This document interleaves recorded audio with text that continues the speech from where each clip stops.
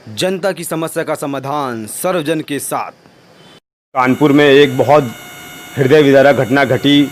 8 पुलिसकर्मी यहाँ पर शहीद हो गए और ये पुलिस प्रशासन के लिए एक मुंह में तमाचा है और कहीं ना कहीं हमारा न्याय विभाग भी लड़खड़ाया हुआ है कि बदमाशों को सही समय पे अगर उनके जघन्य अपराधों की सज़ा नहीं मिलेगी तो क्या इसी प्रकार की घटनाएं आगे भी घटती रहेंगी।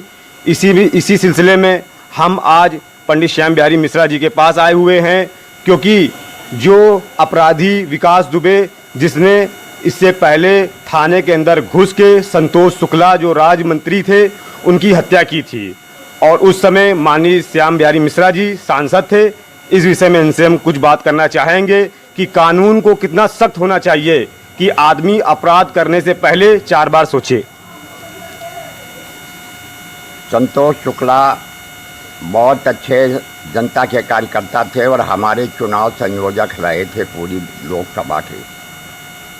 हम उन्हीं के बदौलत जीतते थे और उनको कोई दुश्मनी भी नहीं थी विकास दुबे की, परंतु जरा सी बात को लेकर के चिउली थाने के अंतर्गत घुस करके और दीवान के कमरे में दीवान के सामने उन्होंने गोली मारी थी।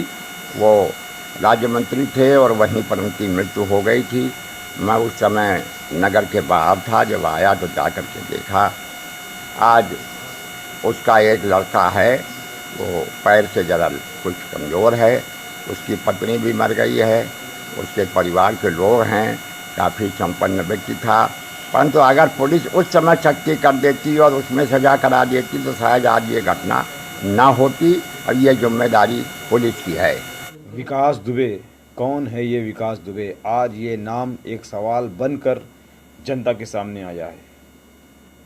प्रदेश की जनता आज ये जानना चाहती है कि है कौन ये विकास दुबे जिसने 8 पुलिसकर्मी सहित एक सीओ की हत्या कर दी। जिस प्रदेश में पुलिस प्रशासन का ये हाल है, उस प्रदेश में जनता का क्या हाल होगा, ये सोचने की बात है। 60 से ज़्यादा आपराधिक मामले, उनमें से दर्जा प्राप्त मंत्री संतोष शुक्ला की हत्या, ये विकास दुबे के कारनामों में से एक है। आज तक इतने कारनामे करने के बाद भी ये शख्स अगर कानून से बचता रहा है तो ये क्या है? थाने के अंदर घुसकर मंत्री संतोष शुक्ला की हत्या करने के बाद भी ये शख्स जुर्म की दुनिया में अपने कदम पे कदम बढ़ाता गया और इसे रोकने वाला कोई नहीं था। इससे ये साबित होता है कि हमारी न्यायपालिका कहीं ना कहीं बहुत ही ज़्यादा लचर है। अगर ये लचर रवैया इसी प्रकार बढ़ता रहा तो आने वाले समय में ना शासन प्रशासन सुरक्षित है और ना ही हमारी जनता। ना जाने कितने ही विकास दुबे इस देश प्रदेश में घूम रहे हैं। अगर वक्त रहते हुए इन अपराधियों पे लगाम नहीं कसी गई तो आने वाला समय ना देश के लिए सही होगा, ना प्रदेश के लिए सही होगा और वो समाज के लिए भी खतरा रहेगा।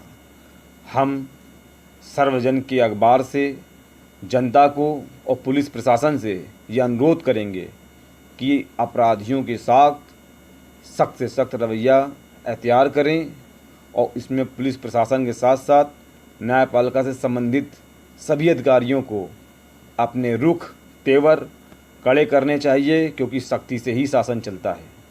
जिस प्रकार से अभी श्याम बिहारी मिश्रा जी ने जो हमें बताया है वो एकदम सही है। अगर समय रहते हुए विकास दुबे को सही सज़ा मिली होती तो आज हमारे 8 पुलिसकर्मी सीओ समेत शहीद ना होते।